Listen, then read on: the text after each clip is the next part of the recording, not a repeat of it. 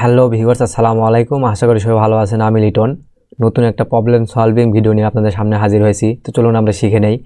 দেখুন, আমার ল্যাপটপে ডিসপ্লেতে ডেস্কটপে কিছু ফাইলে অথবা অ্যাপ্লিকেশনে আমার ক্রস অর্থাৎ রেড অ্যালার্ট চিহ্ন আসছে। এখানে দেখুন, এমএস ওয়ার্ড ফাইলে রেড অ্যালার্ট, এরপর এখানে রেড অ্যালার্ট, এখানে রেড অ্যালার্ট, এরপর কিছু ফাইলে red alert, Adobe Illustrator red alert, ক্যাপকাটের অ্যালার্ট, অর্থাৎ ডেস্কটপে বিভিন্ন প্রবলেম হচ্ছে। ডেস্কটপে এরকম রেড অ্যালার্ট আসছে। তো এই প্রবলেম আমরা কীভাবে সলভ করবো চলুন দেখে নেই।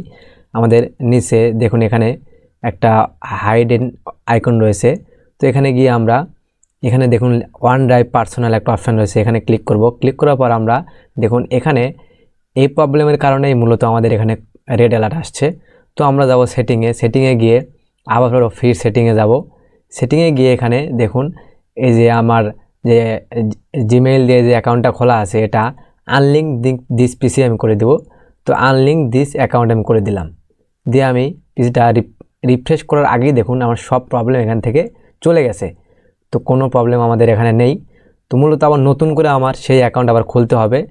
তো যখন আমার প্রয়োজন হবে আমি তো নতুন করে অ্যাকাউন্ট খুলে নেব। আপনারা চাইলে খুলে নিতে পারবেন, কোনো সমস্যা নেই। ধন্যবাদ সবাইকে, ভালো থাকবেন। আসসালামু আলাইকুম।